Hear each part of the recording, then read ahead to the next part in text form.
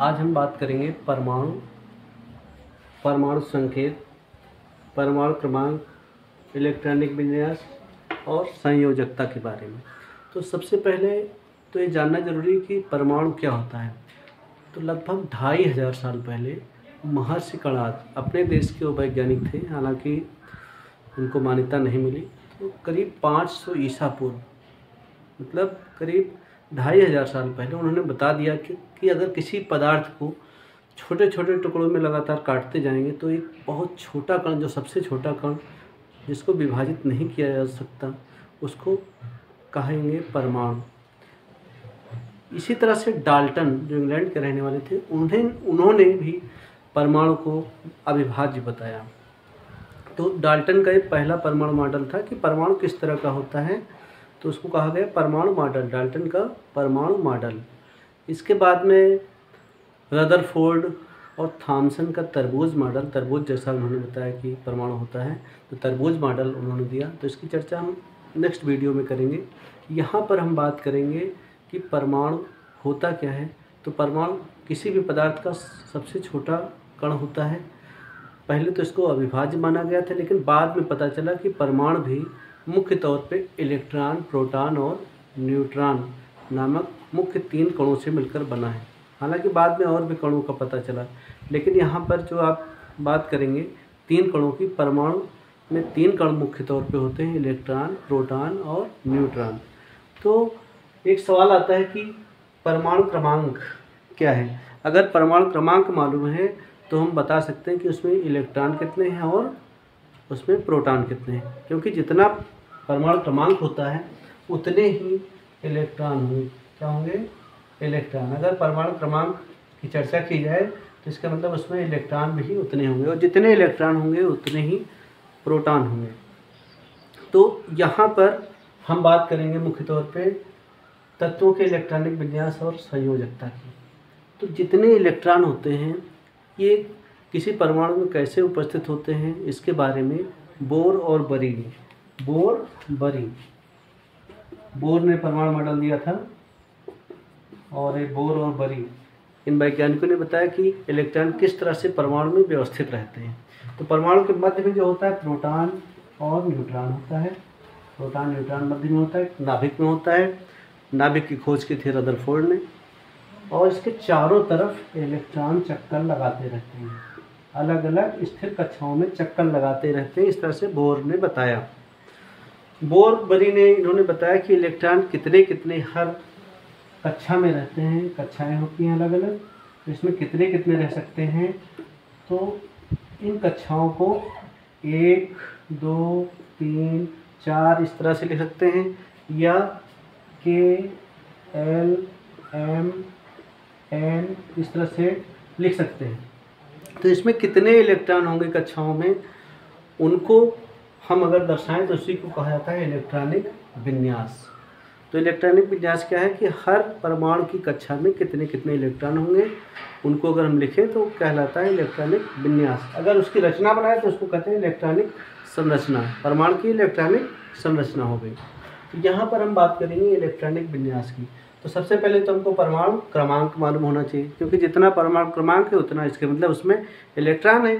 तो इलेक्ट्रॉन अगर हमको पता है तो मालूम है, आप लोगों को हम बता चुके हैं, हाइड्रोजन का 1 होता है परमाणु क्रमांक, इसके मतलब इलेक्ट्रॉन उसमें होगा। Helium 2, lithium Li3, Be4, B5, C6, N7O8, F9, Na10, Na11, Mg12, Al13, Si14, P15, 16, 17, 18, 19 और 20।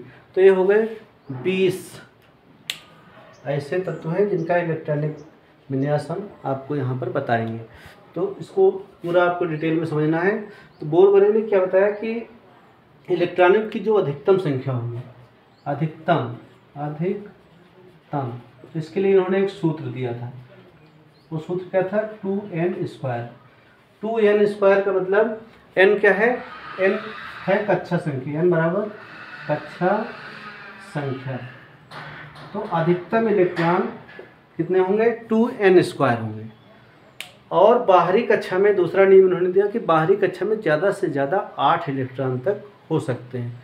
तो इस तरह से इनके जो नियम हैं बोरबरी के इलेक्ट्रॉनिक विन्यास के नियम कहलाएंगे। तो इलेक्ट्रॉनों का वितरण कैसे होता है बोरबरी के नियम के अनुसार, उसके अनुसार अधिकतम इलेक्ट्रॉन 2n² होंगे किसी भी कक्षा में, और बाहरी कक्षा में 8 इलेक्ट्रॉन रह सकते हैं ज़्यादा से ज़्यादा। तो उस तरह से इलेक्ट्रॉनिक विन्यास हम दर्शाते हैं। तो यहाँ पर शुरू करते हैं, देखते हैं, समझते हैं कि बोरबरी के नियम के अनुसार कैसे इलेक्ट्रॉनिक विन्यास लिखेंगे। तो क्योंकि हाइड्रोजन है, इसमें 1 इलेक्ट्रॉन है, तो इसमें केवल 1 ही इलेक्ट्रॉन हम दिखाएंगे। एक ही कक्षा होगी, 1 इलेक्ट्रॉन होगा। दूसरा है हीलियम 2 है, तो इसमें 2 ही इलेक्ट्रॉन होंगे, एक कक्षा होगी उसमें 2 इलेक्ट्रॉन होंगे। तीसरा देखते हैं लिथियम, तो इसमें 2 हो जाएंगे, उसके बाद में दूसरी कक्षा जो होगी उसमें 1 इलेक्ट्रॉन होगा। बेरिलियम, इसमें हो जाएगा 2 और 2। इसी तरह से बोरान, बहुत ही आसान है, 2 और 3। इसी तरह से 2 और 4 हो जाएगा। नेक्स्ट 2, दूसरी कक्षा में 5 हो जाएंगे। अगला 2 और 6 हो जाएंगे। नेक्स्ट देखते हैं फ्लोरीन में 2 और 7 हो जाएगा। उसके बाद में नियान में 2 और 8 हो जाएगा। तो ये अक्रिय गैस है। फिर है ये अक्रिय, बाहरी कक्षा में 8 इलेक्ट्रॉन, तो ये क्रिया ही नहीं करेगा, संयोजकता इसकी 0 हो गई, अक्रिय होगा। नेक्स्ट है सोडियम, यहाँ भी बाहरी कक्षा में 2 है, अधिकतम इलेक्ट्रॉन 2 ही हो सकते हैं। 2n² अगर लगाएं, 2n1 है तो n के जगह पे 1 लिखते हैं, 1², इसका 2 ही तो अधिकतम हो सकता है, लेकिन इलेक्ट्रॉन 1 है तो 1 इसमें दिखाएंगे। यहाँ पर पूरा जो है कक्षा भरी हुई 2 और n1 है, तो 2 ही इलेक्ट्रॉन अधिकतम हो सकते हैं, तो इसलिए अक्रिय होगी। पूरी कक्षा भरी हुई है तो अक्रिय तत्व कहलाएगा। नेक्स्ट देखते हैं 2, 8 और 1। तीसरी कक्षा में m में हो जाएगा 1। अब नेक्स्ट देखते हैं 2, 8 और 2। इसी तरह से 2, 8 और 3, फिर 2, 8 और 4, फिर 2, 8, 2 और 8 10 हो गए, 5 बचे 5। नेक्स्ट 2, 8 और 6, नेक्स्ट 2, 8 और 7, फिर 2, 8 और 8। अब बाहरी कक्षा में 8 इलेक्ट्रॉन हो गए। इस तरह से बाहरी कक्षा पूरी कंप्लीट हो गई, तो इसको अष्टक नियम कहा गया है। यहाँ पर ये अक्रिय होगा, किसी से संयोग मुक्त तौर पे नहीं करेगा, अक्रिय तत्व कहलाता है। फिर पोटेशियम 2, 8 और ज़्यादा हो जाएगा, 2, 8, 8 और 1 हो जाएगा, फिर 2, 8, 8, 2। तो इस तरह से इलेक्ट्रॉनिक विन्यास को हम लिख सकते हैं आसानी से। और इसकी संयोजकता कैसे ज्ञात करते हैं? संयोजकता का मतलब संयोजी इलेक्ट्रॉन कितना है, जो बाहरी कक्षा में इलेक्ट्रॉन होगा वो दूसरे परमाणु से कैसे साझा करेगा या संयोग करेगा, तो इसको कहा जाता है संयोजकता या संयोजी इलेक्ट्रॉन। तो यहाँ पर 1 इलेक्ट्रॉन बाहरी कक्षा में हाइड्रोजन में होता है, इसलिए इसकी संयोजकता हम कहेंगे 1 ही इलेक्ट्रॉन किसी को देके या साझा करके दूसरे से जुड़ सकता है, तो इस तरह से इसकी संयोजकता 1 होगी। इसी तरह से इसमें क्योंकि बाहरी कक्षा पूरी कंप्लीट है, दूसरे से संयोग इसलिए नहीं करेगा, अक्रिय होगा। नेक्स्ट देखते हैं लिथियम में 2 है और दूसरी कक्षा में 1 है, इसका मतलब इसमें बाहरी कक्षा में 1 इलेक्ट्रॉन है, ये संयोजकता इसकी इसलिए 1 कहलाएगी, 1 इसकी होगी संयोजकता। नेक्स्ट है इसमें बेरिलियम की, इसमें 2 हैं तो 2 हो जाएगी, 3 है 3 हो जाएगी, 4 है 4 हो जाएगी,